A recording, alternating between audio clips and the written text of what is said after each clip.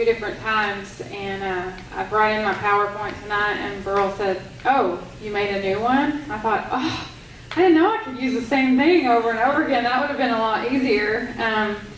But another comment I had on giving this talk again was our lead pastor here, Brian Fields, said to me, "Gosh, they keep asking you to give that talk." And he said, "Well, either you're good or you're not getting your point across. It's one or the other." And I'm like, well, I don't know. I am a clinical psychologist. I primarily specialize in children, but I do see some adults, and I think that this process of teaching on codependency has been very good for me because I see it all the time with parents and their children, starting at a very young age, and it's helped make me aware of how maybe we could stop those patterns earlier on too. So it's been a good learning process for me. I'm married. My husband Justin is the missions and group pastor here at Cross Community Church, and I have 2 kids, so I get to practice some of this in the real world. My daughter will be 13 this summer, so you all pray for me, and my son is 8, so that's my family. Codependency is a very difficult term to wrap your mind around, and I think it's so difficult because we live in so many of those relationships to varying degrees all the time. And it's like someone telling you, you need to understand normal. Let's define normal. It's really hard to define that because we have our own idea of what normal is. Well, codependency is very much the same. You can go ahead and go to that next slide. I'm just going to spend a quick minute on codependency, kind of the history of it. Well, in I think it was like the 1970s, people started identifying much more about addictions, and there was this idea of Al-Anon, and people understanding, okay, those that are in a relationship with someone with a defined addiction seem to have these same qualities. And what does that mean, and why is that there? And over time we began, okay, there's more addictions than just alcohol. I think that's where it started, but then we started to understand all these other compulsive behaviors could be addictions also. And as I've really studied this codependent term, I've learned that that is so much of an addiction itself. And it's kind of, it can be the kind of the nice addiction to have, or it appears that way. But I would say in the end it's not, because it can affect the very central core part of your life. It's not easily definable. It's how you relate to others, which is harder to change at times than not going to a particular location or not purchasing a substance. I mean, those are things that are definable, that we can kind of block, and we can set up safeguards. But in your interactions with other people, it's a lot harder to protect yourself sometimes. So going on to defining codependency, the essential nature of codependency is a relationship addiction. You are caught up in the throes of a relationship that is unhealthy. It can be abusive. And it's not simply in reaction to another person. There are things within the person struggling with codependency that sets them up for these relationships. So it's a very interactive process. At times when I've given this talk, I've used the marionette example. You all remember the puppet with the strings? And it's as if someone can do this, and if you're that puppet, you're that person, they can move and your whole world can turn upside down. It's as if someone else holds the carts and you're just trying to hang on. You're trying to survive, you're desperately committed to their success, and you're just hanging on like that puppet on those strings. I want to teach this in a different way tonight, because I think before I've taught it as in relation to the person with the addiction. And that's good to understand, but the way I want to teach it tonight is, what can you do? How can you understand yourself, not just in relation to someone else, but what is it within the person that struggles with codependency? How can you change? Not just waiting on this person to finally get it together so your life will work out, because guess what? First of all, they may not ever get it together, which is kind of risky. And the other thing is, even if they do, it's not going to give you peace. It's not really the answer. Seeking that success of another person to fulfill your needs and make you happy is not going to work. So we're going to talk more about that. But let's talk about codependency defined further on that next slide. If you find yourself kind of in relationships with unhealthy people, trying to rescue them, trying to take care of them, oftentimes if you look back, you may have started out in a dysfunctional family. And I believe every family has some level of dysfunction. You know, even the appearingly perfect Christian family that's at church on every Sunday, you know, they were probably screaming their heads off in the car on the way there. So a dysfunctional family is a family where you don't speak your needs. You are quiet when it's necessary to be quiet. One of those families where you kind of tiptoe and you don't want to say the wrong thing, you don't want there to be an explosion, you don't want to make anybody unhappy. If you grew up in a family like that, you learned that, okay, I got to survive. Whatever it takes to survive this. I don't want there to be a big explosion, so I'm going to learn. I'm going to keep my needs down here. I'm not going to ask for anything. I'm certainly not going to share my opinion. I'm going to keep it quiet. So people growing up in a home like that don't just wake up as adults and say, hey, I think I'll have a really healthy, mutually respectable relationship. Because you're not used to those types of healthy interactions where someone expects you to share your feelings and your needs. So you tend to be drawn to someone that's going to make all the decisions. They're just going to take charge because that's what you're used to, so it can be comfortable for you. So that, and it's not true every time, and I'm not speaking across the board, but it can certainly happen. They call the addiction of codependency a hiding addiction. It's a distraction. You don't deal with any of your own pain because you are consumed with the behavior of another person. You just hide from it, and there's no time to think about you. There's no time to focus on, well, I'm really hurting, or this is a problem, or any of those things, because you are so focused on, okay, I got to clean this up, I got to call in to the job site, make sure they're not expecting him at work today because, you know, he's passed out, I got to take care of this. I've got to make sure my kid gets their math done because, my word, what are we going to do if there's a failing grade? I'm going to sit up all night and do 7th grade math. I'm going to take care of this. So you spend all your time rescuing and taking care of others, and you never have to look in the mirror. Because that's a scary place, and you weren't taught. You weren't taught the skills on how to look in the mirror and truly identify where your hurts, habits, and hang-ups are. So you've learned to hide. Sometimes that's why when someone struggling with codependency is in a relationship with someone with a defined addiction and that person gets better, the person struggling with the codependency, it's a very confusing situation because now what? You know, what is my role? I'm no longer helping them. It can be a very difficult place. It's very ingrained. Again, I kind of feel like I'm defining some level of normalcy to you, which makes it so hard. It doesn't make it healthy. It's very, very common that this type of thing goes on.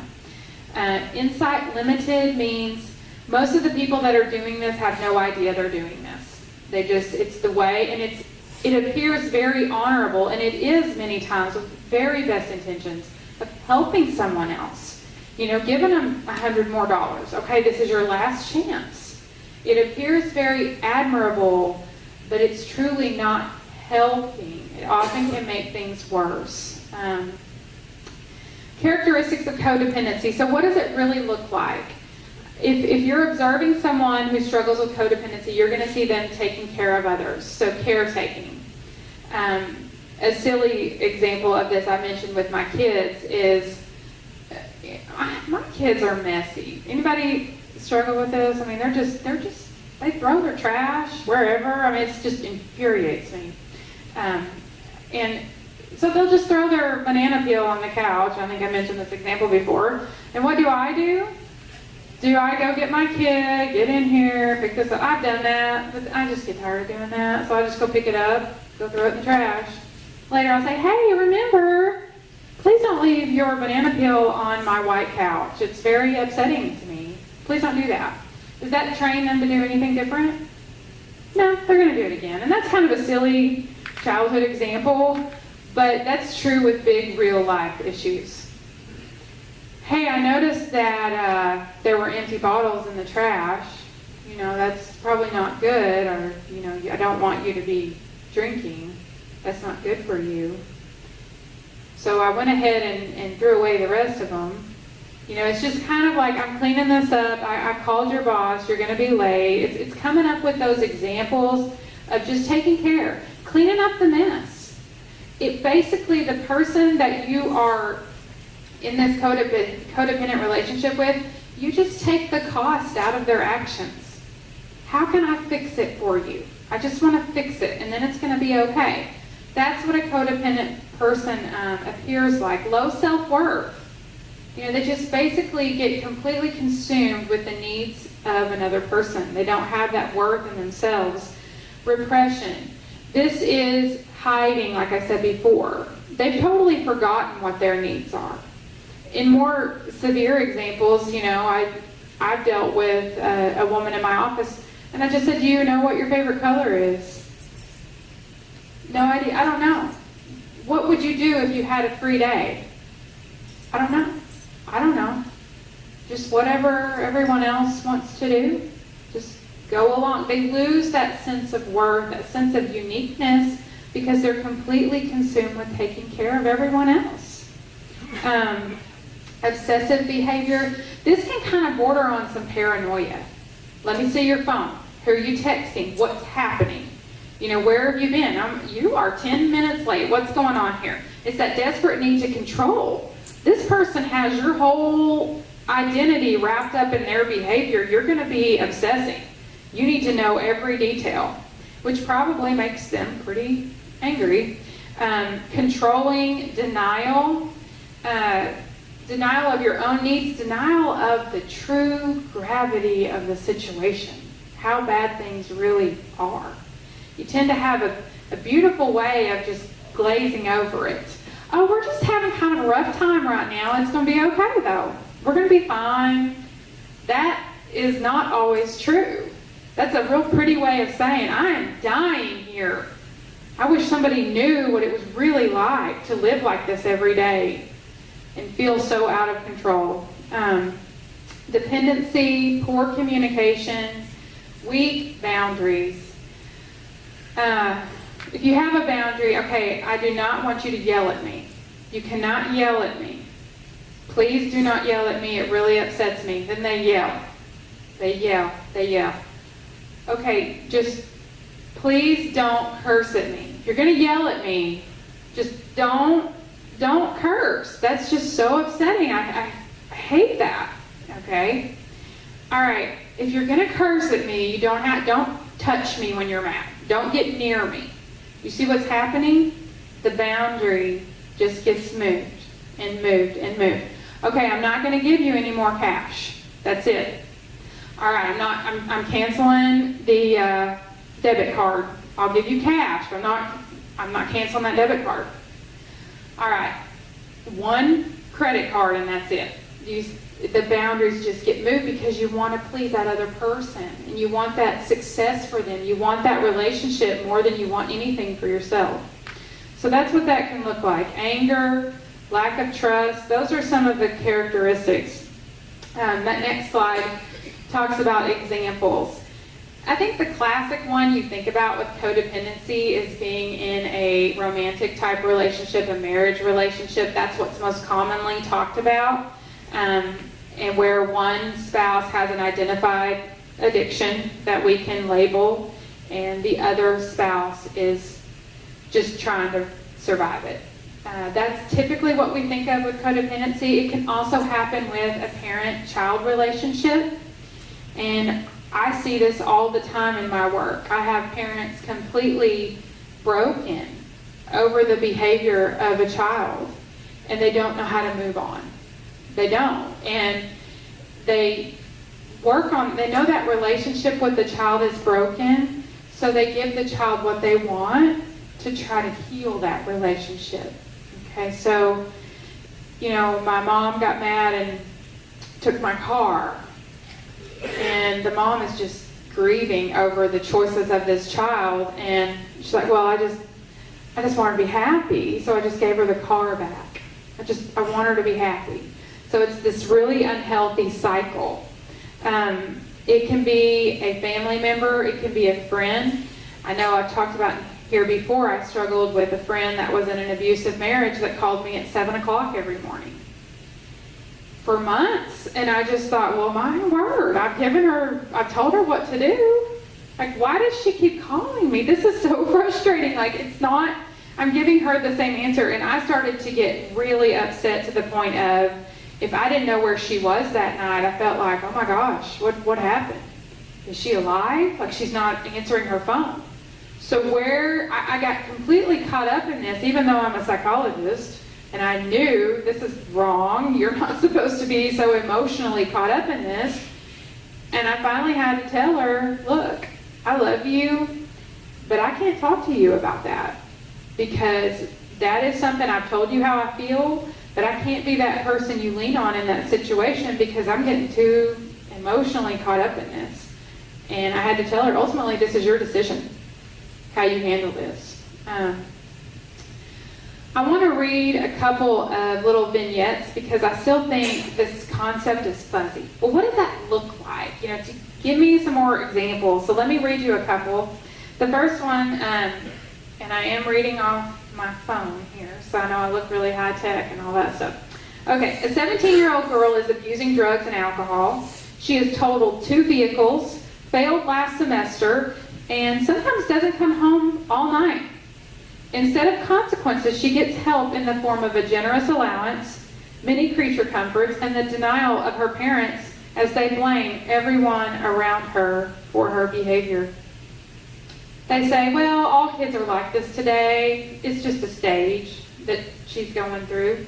The teachers, they just don't care about the kids. Some people just have to learn the hard way. Father tries to impose consequences, but the mother, the main enabler, regularly rescues her only daughter, causing much conflict between mom and dad. I'm going to read you one more. A 42-year-old female professional is addicted to pain pills. She's been in rehab 4 times and has relapsed each time within a few weeks. She can no longer work and depends upon her parents for financial and emotional support. Her husband left her and cares for their twin boys after the second rehab failed. Her parents say, well, we have to help our daughter. We are all that she has left. That's an example of codependent relationships. Both of those are a parent to a child and a child to a parent. But basically, what that means is healthy boundaries, healthy expectations, accountability, those are nowhere present in those examples. It's just pushing it down, denying. I think oftentimes in codependency, we're just getting through the day. How do I just get through this day? I don't want to rock the boat. I don't want to make it worse. I just want to get through this day and move on. But the problem with just surviving the day is you don't ever see that long-lasting, healthy change that you really want. On that next slide, when I think about codependency, I can't get this out of my head. And last time I taught on this, I brought a treasure box from my work and I put it in a chair. Because basically, what the Bible tells us is, as this verse says, for where your treasure is, there your heart will be also. There's a really deep core problem with codependency. We are giving our heart and our treasure and putting it in the hands of someone who can't handle it. It should never be placed there. Our treasure is not safe with that person.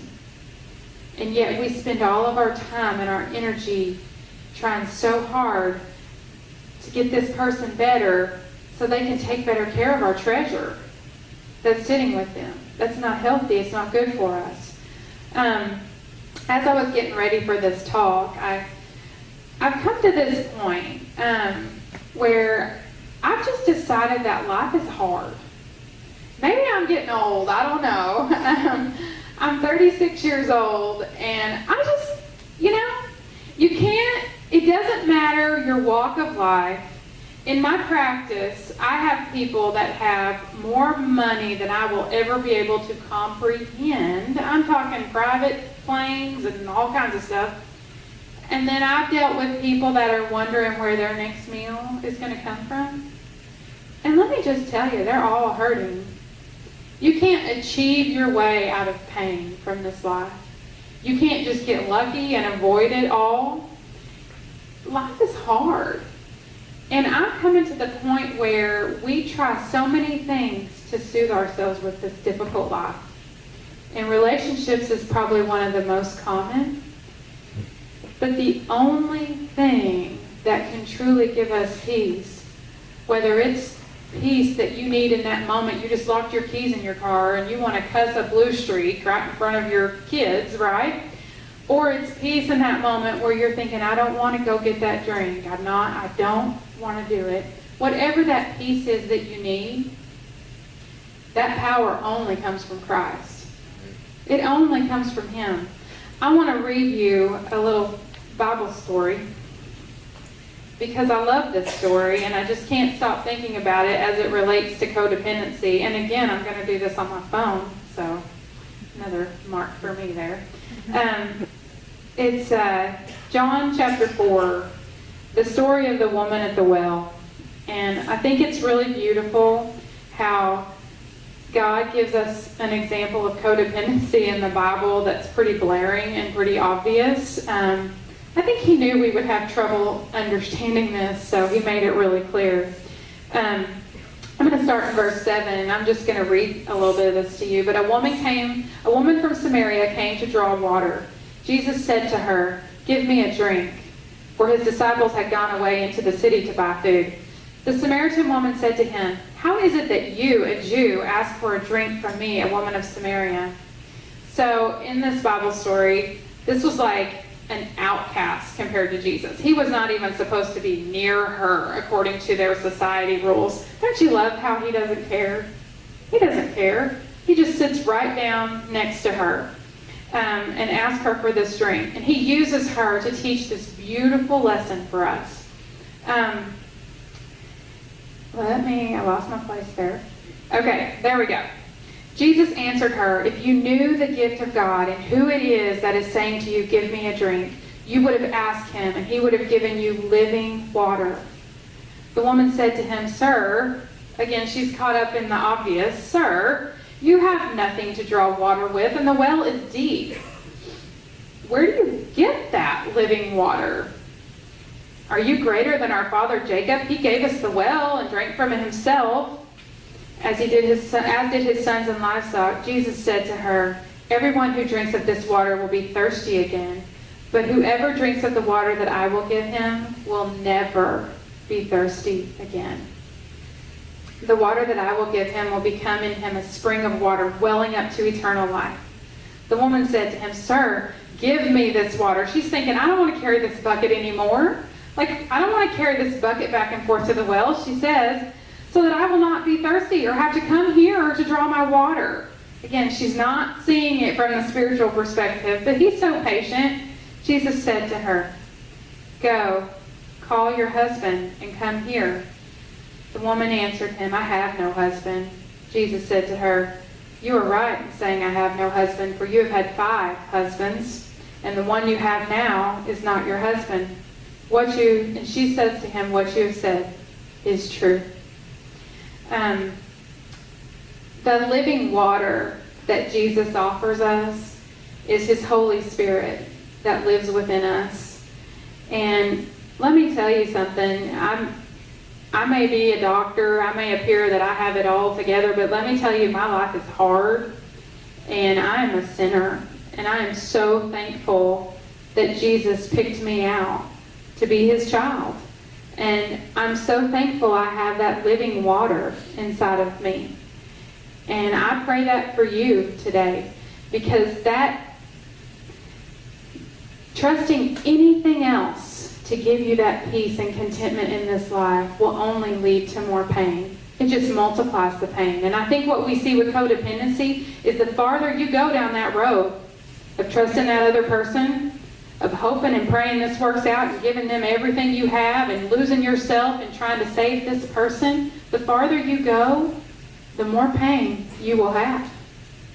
Because there is only one person that can give you that peace. And that is Jesus Christ. And you know, that's true. I think with an addiction, we just see it in its most extreme form of how you have given yourself over to something other than Christ to save you. Whether it's a substance, it's a behavior, gambling, whatever it is, you've given yourself over to that hoping for peace, and it only leads to pain. Like I said, you know, this life is hard, and we need Christ.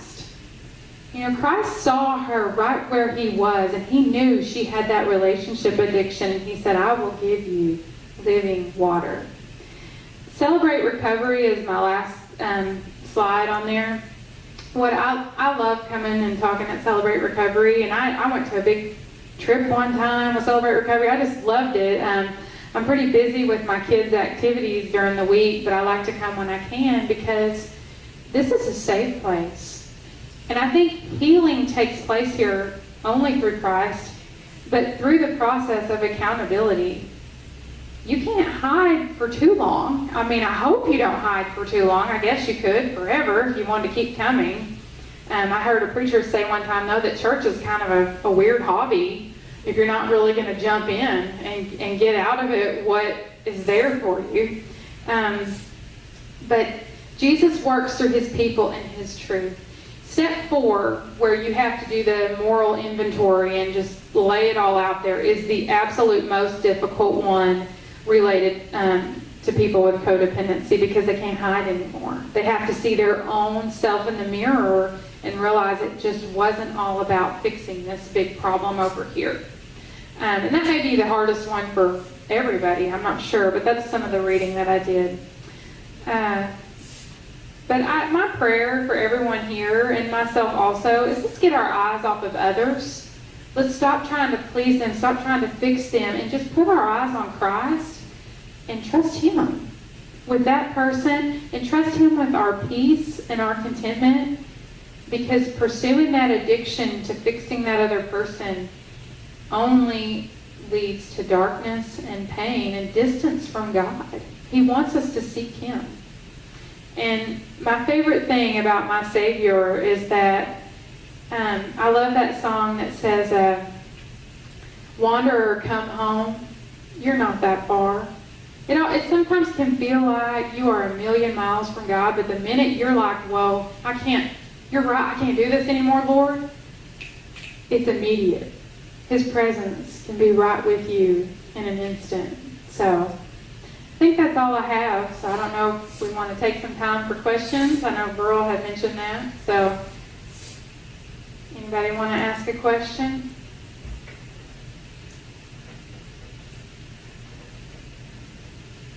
We didn't tell you ahead of time that you could ask questions, and now everybody's thinking, oh my gosh, that poor lady, I have to think of a question.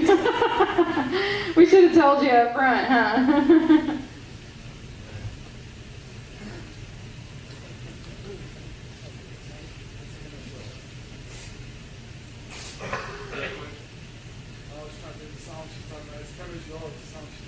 Come as you are. Oh, love that song.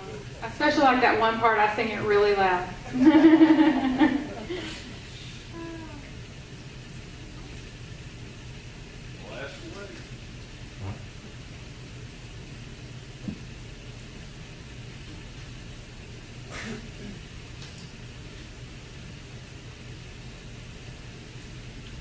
think the last time I passed out some cards. Hung up trying to figure out that camera. Well, if there's no questions, appreciate Janissa coming, and we're going to be spending probably the next year working with this and bringing it up probably every time we do a lesson, and think I am going to work through it in the step study that I'm fixing to embark into, just for myself. I think I was the one that had the addiction, and I was always looking for somebody to enable me. You know?